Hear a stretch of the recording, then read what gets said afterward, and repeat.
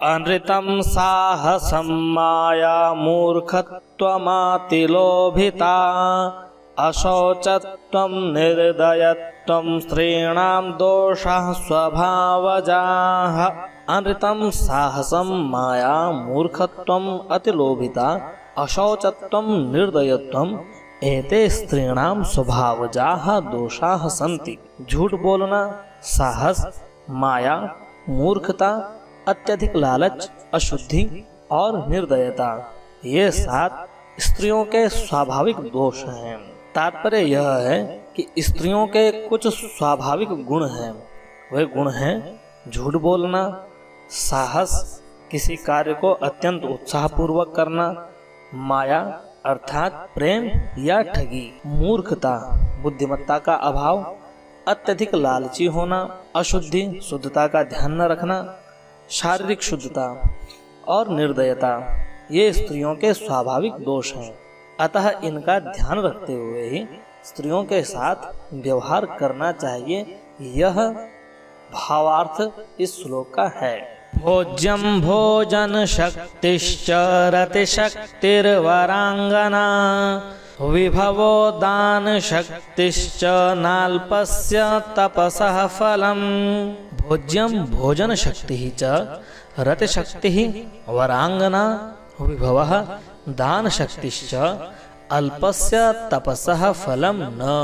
खाने योग्य पदार्थ, खाने की शक्ति, संभोग करने की शक्ति, वर्ण करने योग्य कन्या, सुंदर या सुयोग्य कन्या, वैभव और दान करने की शक्ति अल्प तपस्या का फल नहीं है। अर्थात ये 6 सुख अत्यंत तपस्या करने से ही प्राप्त होते हैं। तात्पर्य यह है कि आपको खाने योग्य पदार्थ मिल जाए और उसे खाने की शक्ति मिल जाए, संभोग करने की शक्ति आपके पास हो और सुंदर अथवा सुयोग्य मनचाही कन्या आपको मिल जाए, आपके पास वैभव हो और दान करने की शक्ति।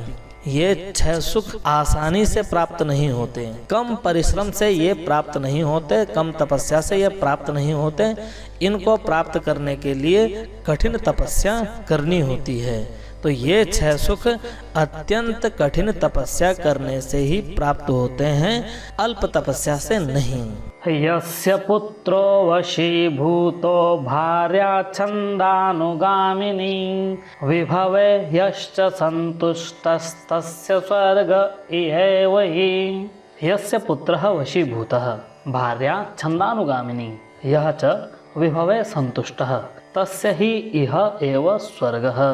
जिस व्यक्ति का पुत्र उसके वश में रहता हो, अर्थात पुत्र आज्ञाकारी हो, पत्नी इच्छा के अनुसार आचरण करने वाली हो, जो अपनी संपत्ति और कमाई से संतुष्ट हो, उसके लिए यह संसार ही स्वर्ग है। तात्पर्य यह है, वाङ्मय में जो स्वर्ग में सुख की कल्पना की गई है, वह सुख, वह वैभव व्यक्ति को संसार में ही मिल सकता है यदि उसके पास 3 महत्वपूर्ण चीजें हों। वह महत्वपूर्ण चीजें हैं पुत्र, पत्नी और संतुष्टि। पुत्र कैसा हो? जो आज्ञा का पालन करता हो, और पत्नी कैसी हो? जो इच्छा के अनुसार आचरण करती हो, पति की जो इच्छा है उस इच्छा की पूर्ति करने वाली हो, बोलना ना पड़े। जो भी कमाई है, जो भी संपत्ति है, उसमें संतुष्ट रहता हो, ऐसे मनुष्य के लिए इस संसार में ही स्वर्ग है।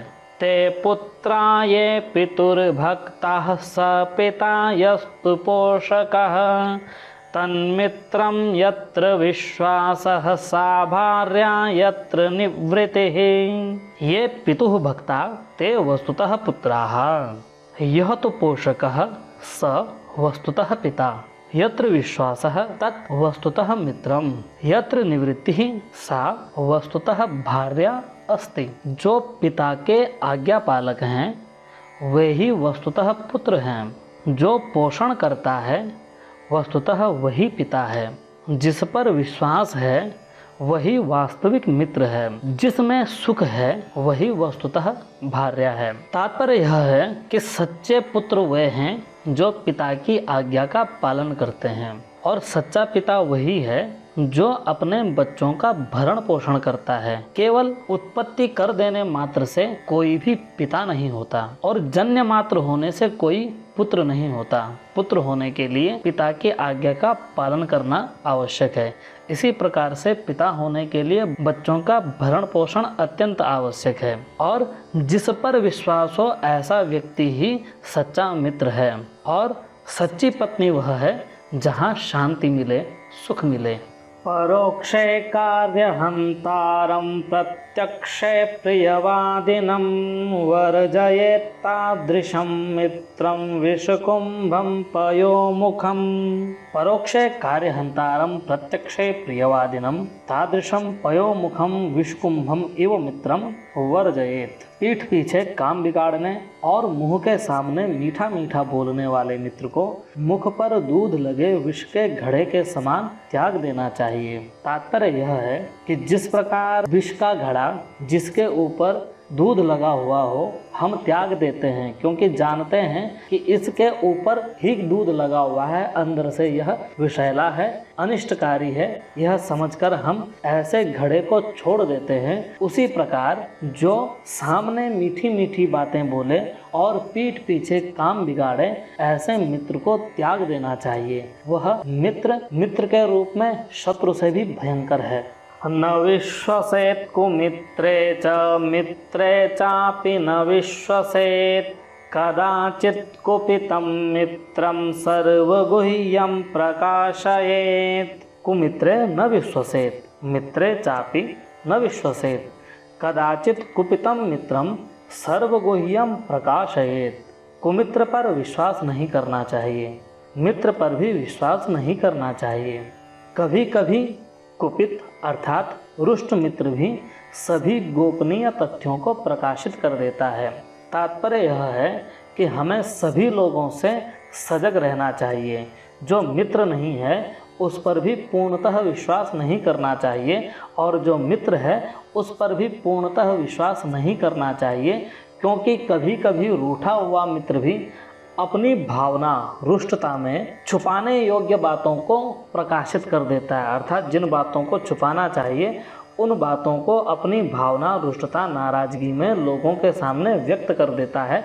इसलिए विश्वास नहीं करना चाहिए, सोच विचार कर ही अपनी बातें दूसरे व्यक्ति के सम्मुख प्रकाशित करनी चाहिए।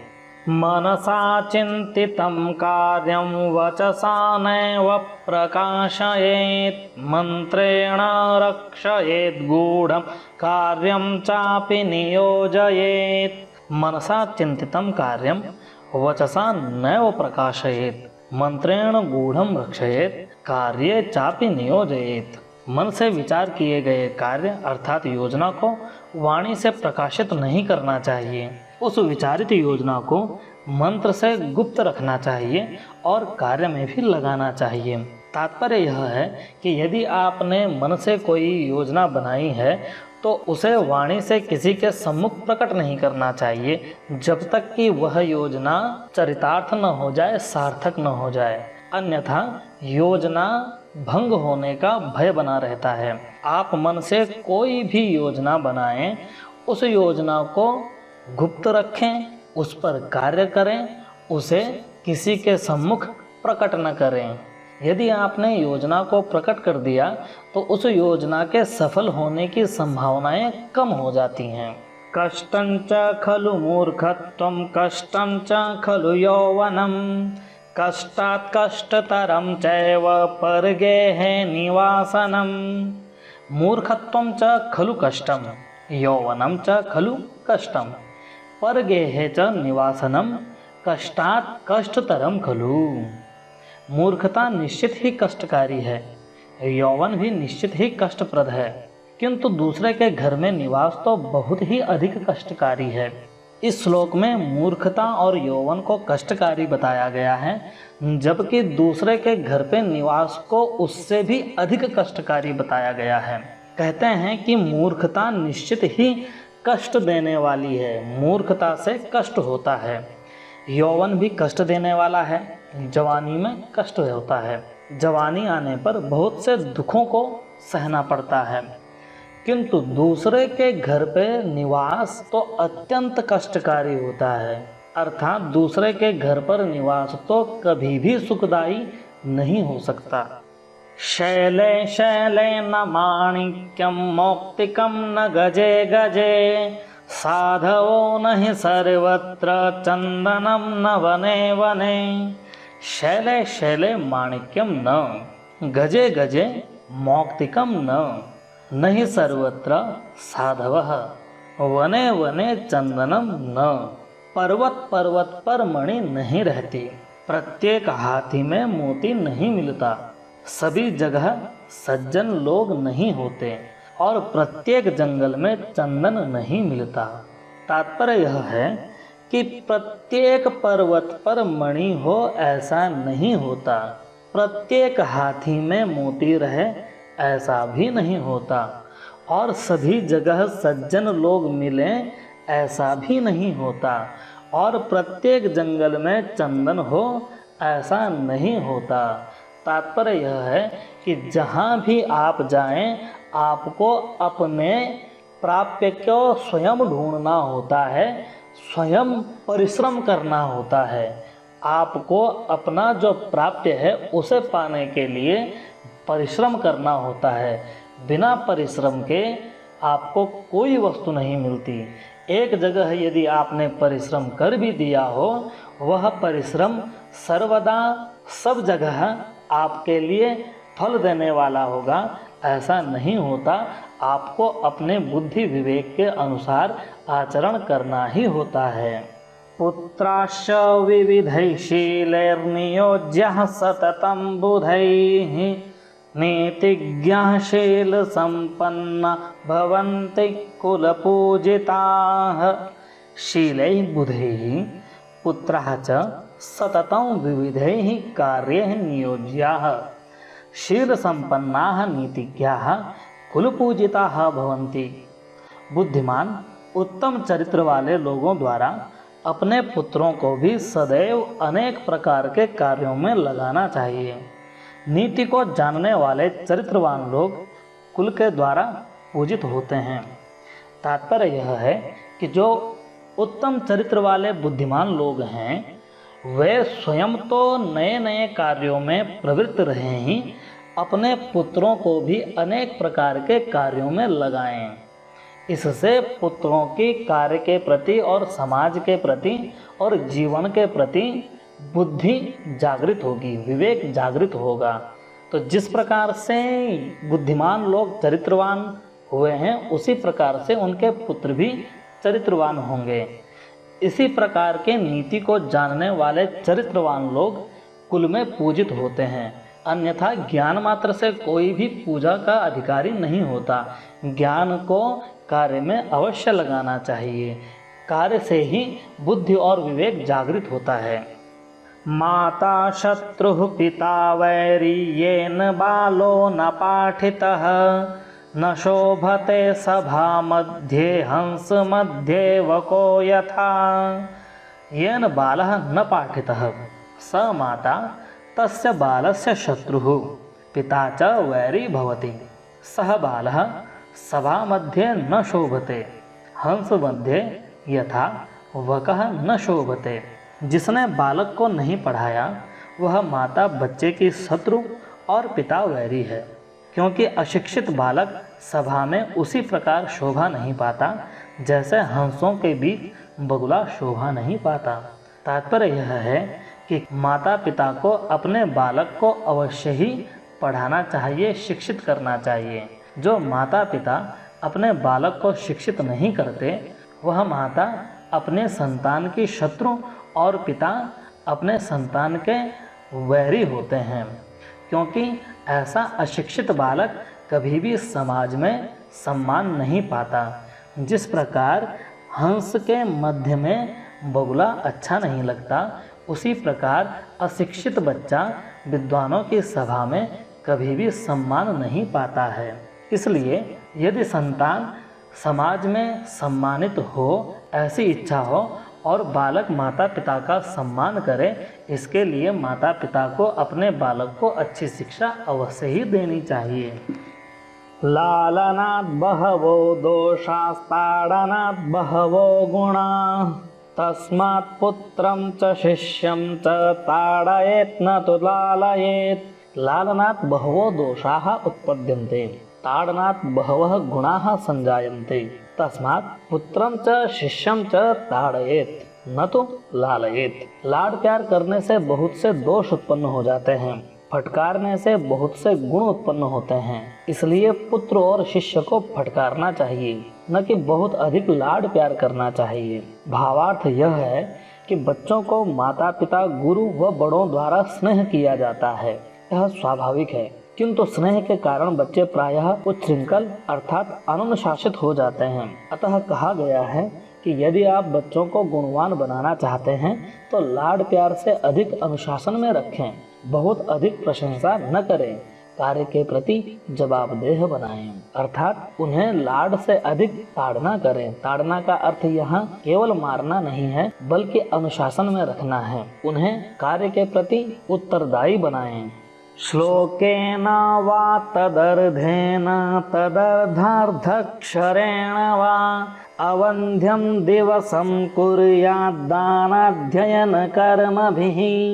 श्लोकेन तदर्धेन तदर्धार्धेन अक्षरेण वा अवन्ध्यं दिवसं कुर्यात् यतो हि दानाध्ययन कर्मभिः दिवसं अवन्ध्यं कुर्यात् इति नियमः। पूर्ण श्लोक, आधा श्लोक, आधे श्लोक के भी आधे चरण, पंक्ति अथवा एक अक्षर के अध्ययन से ही अपने दिन को सार्थक करना चाहिए, क्योंकि दान, अध्ययन और कर्म से अपने दिन को सार्थक करना ही चाहिए, ऐसा नियम है। तात्पर्य यह है कि हमें अपने दिन को 3 कर्मों से सार्थक करना चाहिए। वे 3 कर्म हैं दान, अध्ययन और कर्म। अतः अध्ययन के प्रति यदि संभव हो तो एक श्लोक का अध्ययन करें। यदि एक श्लोक का अध्ययन भी संभव न हो तो कम से कम आधा श्लोक पढ़ें। यदि आधे श्लोक का अध्ययन भी संभव न हो तो कम से कम श्लोक का एक चरण पढ़ें। यदि एक चरण का भी अध्ययन संभव न हो तो कम से कम एक अक्षर को तो अवश्य ही समझें। इस तरह अपने जीवन के दिन को अध्ययन कर्म से सार्थक करना ही चाहिए। कांता वियोगः स्वजनापमानः रणस्य शेषः कुनृपस्य सेवा दरिद्रभावो विषमा सभा च विनाग्निना ते प्रदहन्ति कायम्। कांता वियोगः स्वजनेन अपमानः ऋणस्य अथवा रणस्य शेषः कुनृपस्य सेवा दरिद्रभावः विषमा सभा च अग्निना विना ते कायम प्रदहन्ति। पत्नी से वियोग, स्वजनों से अनादर, युद्ध में बचा हुआ शत्रु अथवा शेष ऋण, अयोग्य कुत्सित राजा की सेवा, दरिद्रता का भाव और मूर्खों की अर्थात अपने से असमान बुद्धि वाले लोगों के साथ सभा, ये 6 अग्नि के बिना ही शरीर को जला डालते हैं। तात्पर्य यह है कि जीवन की 6 घटनाएं अत्यंत ही कष्टकारी और दुखदायी हैं। वह 6 चीज़ें हैं।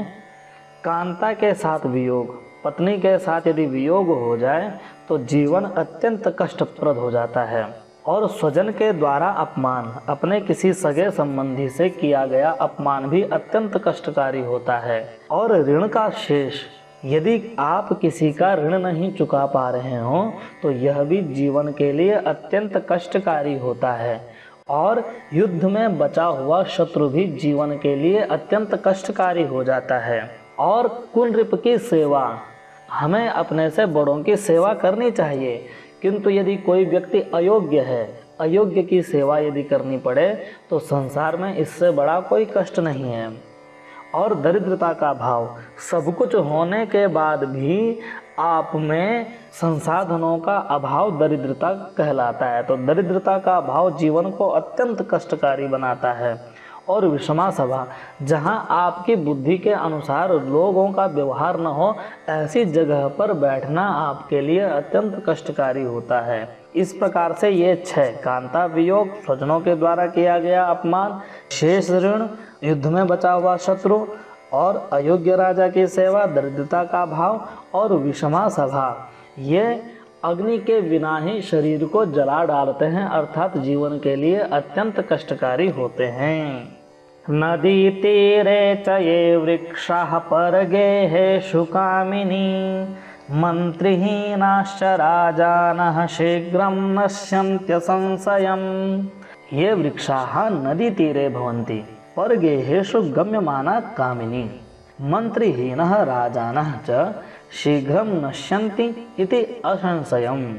जो वृक्ष नदी के तट पर होते हैं और जो दूसरों के घर जाती है, ऐसी स्त्री और मंत्री विहीन राजा शीघ्र ही नष्ट हो जाते हैं, इस बात में कोई भी संदेह नहीं है।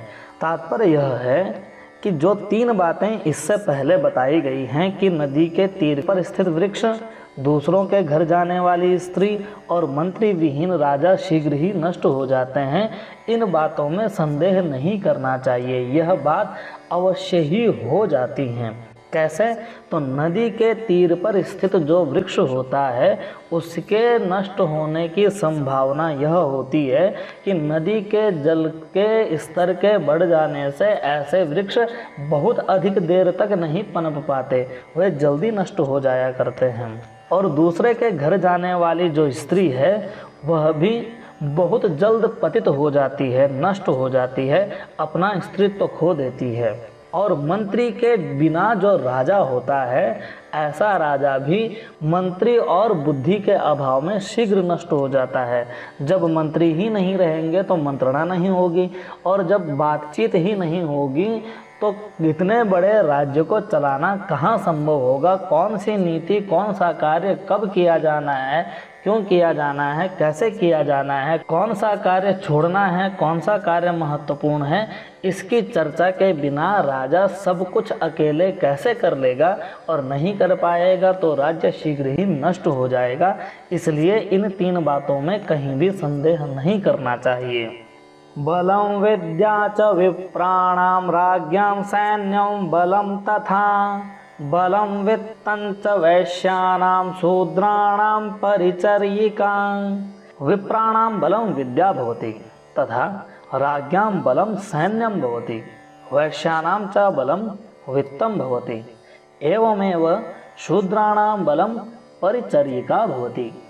ब्राह्मणों का बल विद्या है, उसी प्रकार राजाओं का बल उसकी सेना है, वैश्यों का बल धन है, और इसी प्रकार शूद्रों का बल सेवा है। इस श्लोक में भारतीय संस्कृति में स्थित चतुर्वर्णों में चारों वर्णों की विशिष्टता को बताया गया है कि चारों वर्णों में उनकी ताकत क्या है, उनका बल क्या है। ब्राह्मणों का बल विद्या है। जो ब्राह्मण विद्यावान है वह ब्राह्मण समाज में पूजित होता है और अपने समस्त इच्छाओं और आवश्यकताओं की पूर्ति विद्या के द्वारा कर लेता है। इसी प्रकार राजाओं का बल उसकी सेना है। यदि सेना है तो राजा का राजत्व बना रहता है। राजा अपनी प्रजा का और अपने साम्राज्य का पालन सेना के द्वारा कर सकता है। बिना सेना के राजा कैसा राजा। और वैश्यों का बल धन है। वैश्यों को धन कमाने का गुण जन्मजात होता है, तो धन के सहारे वे अपनी आवश्यकताओं और इच्छाओं की पूर्ति कर लेते हैं, इसलिए उन्हें धनहीन नहीं होना चाहिए। और इसी प्रकार शूद्रों का बल सेवा है। सेवा से वे अपने समस्त कार्यों की सिद्धि कर सकते हैं, इसलिए इन 4 वर्णों को अपने बल के अनुसार ही आचरण करना चाहिए। निर्धनम पुरुषं वैश्या प्रजा भग्नं नृपं त्यजेत्, खगावीत फलं वृक्षं भुक्त्वा चाभ्यगतो गृहं। वैश्याः निर्धनं पुरुषं त्यजेत्, प्रजा भग्नं नृपं त्यजेत्, खगाः वीत फलं वृक्षं त्यजेत्, अभ्यागतः च भुक्त्वा गृहं त्यजेत्। वैश्या धनहीन पुरुष को त्याग देती है, प्रजा शक्तिहीन राजा को छोड़ देती है, पक्षी फल रहित वृक्ष को छोड़ देते हैं, और राहगीर अभ्यागत या अतिथि भोजन करके घर को त्याग देते हैं। यह संसार का स्वभाव है, इसमें आश्चर्य नहीं करना चाहिए। इस श्लोक में यह बताया गया है कि संसार की कुछ घटनाएं स्वाभाविक हैं। वह घटनाएं क्या हैं? तो वैश्या निर्धन पुरुष को त्याग देती है। जब पुरुष के पास पैसा समाप्त हो जाता है, धन संपत्ति समाप्त हो जाती है, तो स्त्री ऐसे पुरुष को छोड़ देती है। इसमें कोई आश्चर्य नहीं है, ये संसार का नियम है। क्या करेगी उस पुरुष के पास? इसी प्रकार से प्रजा शक्तिहीन राजा को त्याग देती है। शक्तिहीन राजा प्रजा का पालन करने में असमर्थ होता है, तो ऐसे राजा को राजा मानकर प्रजा क्या करे? तो प्रजा का ऐसे राजा को छोड़ देने में ही भलाई है। यह स्वभाव मनुष्य का पाया जाता है। इसी प्रकार से पक्षी फल रहित वृक्ष को त्याग देते हैं। जब वृक्ष ही पक्षियों की इच्छा पूर्ति का साधन नहीं रहा, तो पक्षी उस वृक्ष पर बैठकर क्या करेंगे? तो इसलिए पक्षी फल रहित वृक्ष को छोड़कर के चले जाते हैं, यह स्वाभाविक है। और राहगीर जो चलते चलते थक गया है, वह जब किसी ग्रह का आश्रय लेता है तो भोजन मात्र तक तो वहाँ ठहरता है, किंतु भोजन करने पर थकान उतर जाने पर वो उस ग्रह को त्याग देता है। यह संसार का नियम है, स्वाभाविक है। इसमें आश्चर्य नहीं करना चाहिए, इन तथ्यों को स्वीकार करना चाहिए और इसी तथ्य के अनुसार आचरण करना चाहिए। गृहीत्वा दक्षिणां विप्रास्त्यजन्ति यजमानकं प्राप्त विद्या गुरुं शिष्या दग्धारण्यं मृगास्तथा।